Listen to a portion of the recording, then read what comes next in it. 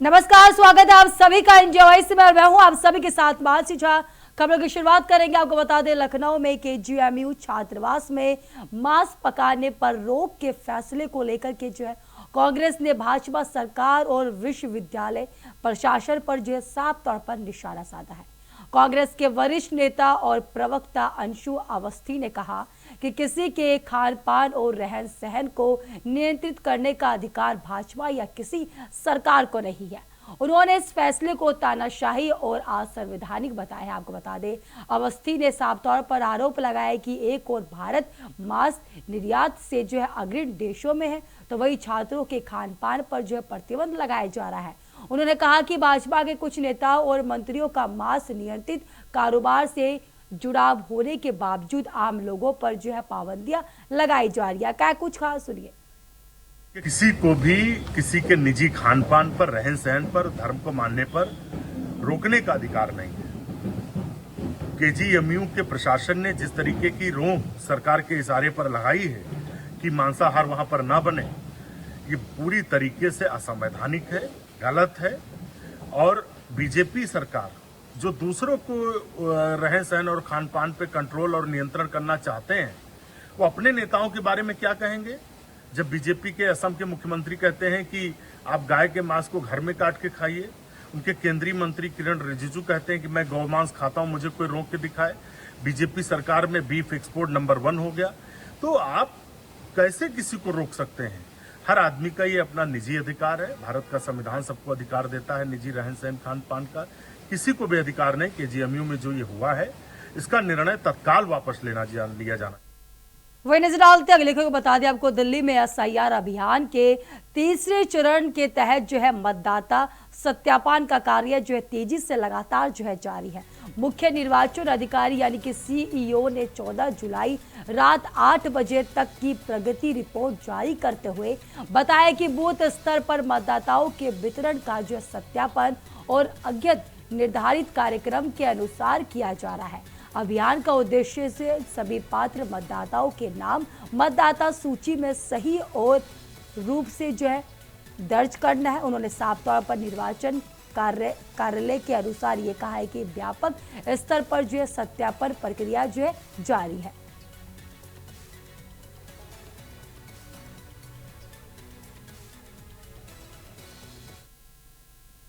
वही नजर डालते अगली खबर के बता दें आपको, उत्तर प्रदेश परिवहन विभाग के 32 अधिकारी विजिलेंस की जांच के दायरे में बताए जा रहे हैं। वही आपको बता दें, सूत्रों के अनुसार ये भी कहा जा रहा है कि इनमें आरटीओ, एआरटीओ और एआई स्तर के अधिकारी भी शामिल बताए जा रहे हैं, जिन पर भ्रष्टाचार और आय से अधिक संपत्ति अर्जित करने के साफ तौर पर आरोप लगाए जा रहे हैं। बताया जा रहा है कि कई अधिकारियों के पास से hotel, resort, petrol pump, farm house और बड़ी मात्रा में जमीन है।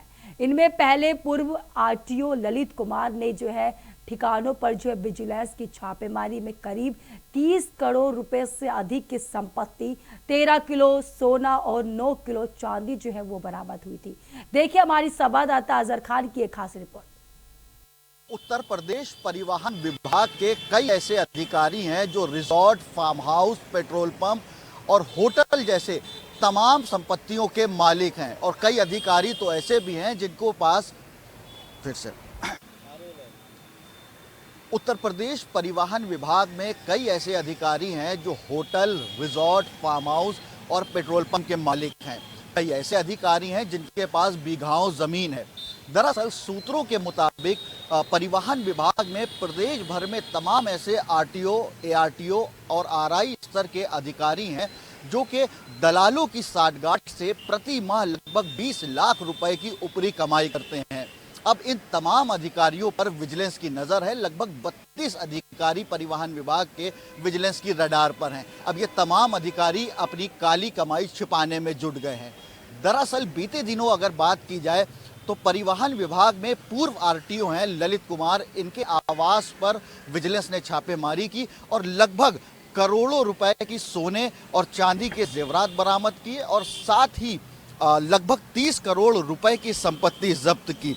दरअसल इन अधिकारियों के द्वारा एक रेट कार्ड तैयार किया गया है जिसके माध्यम से ये लोग काली कमाई जो है वो करते हैं। देखिए, ड्राइविंग लाइसेंस की बात की जाए तो लगभग 2000 से 3000 रुपए तक जो लोग हैं उनसे वसूले जाते हैं, और परमिट की बात की जाए तो लगभग 5000 से 10,000 रुपए तक के जो फीस है वो इन अधिकारियों के द्वारा ली जाती है। फिटनेस की बात की जाए 3000 से 4000 रुपए तक के लिए जाते हैं, और वाहनों के पंजीकरण में 300 से 400 रुपए प्रति फाइल परिवहन विभाग के अधिकारियों के द्वारा लिए जाते हैं। और साथ ही वाहनों के पुनः पंजीकरण के लिए 2500 रुपए से लेकर लगभग 3000 रुपए तक जो है वो वसूले जाते हैं। तो फिलहाल ये भ्रष्टाचार का खेल परिवहन विभाग में लगातार चल रहा है, और ऐसे में सूत्रों के मुताबिक ये जानकारी मिल रही है कि विजिलेंस की रडार पर परिवहन विभाग के लगभग 32 अधिकारी जो हैं वो शामिल हैं, और ऐसे में अब विजिलेंस इन पर कार्रवाई करने की तैयारी में जुट गई है। जिस तरीके से पूर्व आरटीओ एआरटीओ ललित कुमार के ऊपर कार्रवाई की गई और लगभग करोड़ों रुपए के सोने चांदी के जेवरात बरामद किए गए, 30 करोड़ रुपए की संपत्ति जब्त की गई, अब उन परिवहन विभाग के अधिकारी जो भ्रष्टाचार में लिप्त है अब उन पर भी कार्रवाई की जाएगी। अब सीधे आपको लेके चलते हैं उत्तराखंड के चमोली, जहां पुष्कर सिंह धामी लाइव आ रहे हैं। देखिए,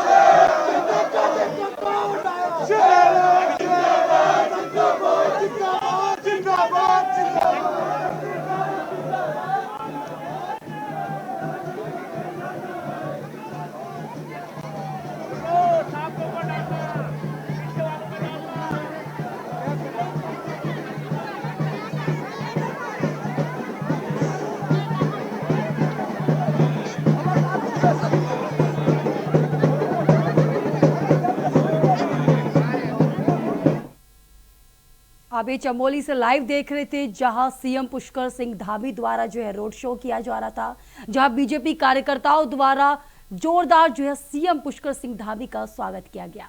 फिलहाल खबरों का सिलसिला इसी तरीके से बरकरार रहेगा। वक्त हो चुका है एक छोटे से ब्रेक।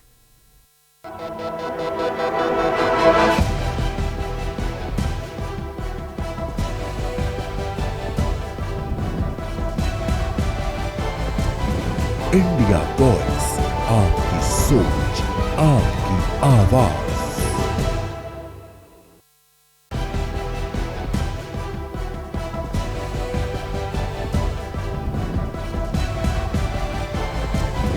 इंडिया वॉइस, आपकी सोच, आपकी आवाज। एक बार फिर से आप सभी का स्वागत है। तो चलिए नजर डालते हैं खबरों पर। आपको बता दें, सीतापुर में एक सीमेंट व्यापारी साइबर ठगी का शिकार हो गया है। आपको बता दें, व्यापारी का नाम जो है गोपाल गुप्ता बताया जा रहा है, जिसके पास से पुलिस के नाम पर एक ठग का फोन आया। उसने 25 बोरी सीमेंट मांगने की बात करते हुए ऑनलाइन भुगतान करने का दावा किया है। इसके बाद पहले फर्जी पेमेंट मैसेज भेजा गया और फिर झांसे में लेकर व्यापारी से हजारों रुपए अपने खाते में ट्रांसफर करवा लिया। वहीं आपको बता दें, ठगी का एहसास होने पर व्यापारी ने पुलिस में शिकायत दर्ज कराई। पुलिस मामले की जांच कर रही है और आवश्यक कार्रवाई की बात कर रही है।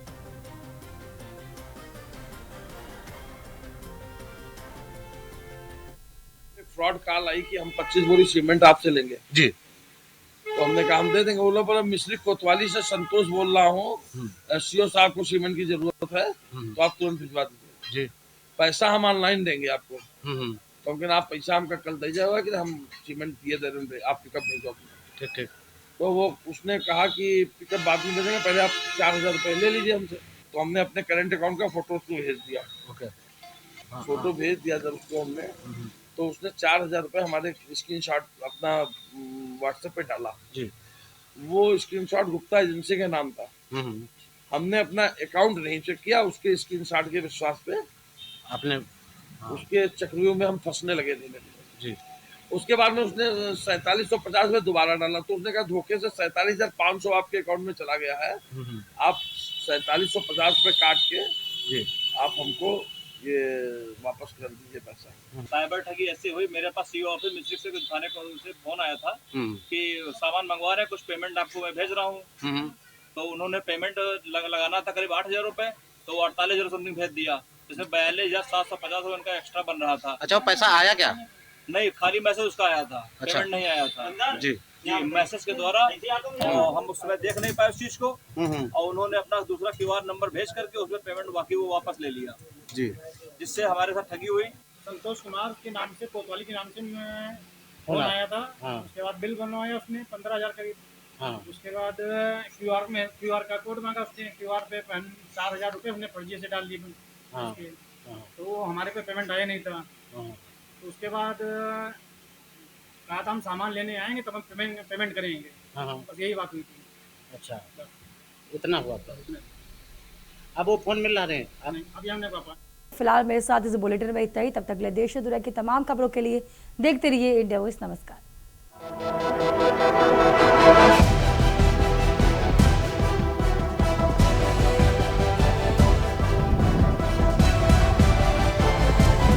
इंडिया वॉइस, आपकी सोच, आपकी आवाज।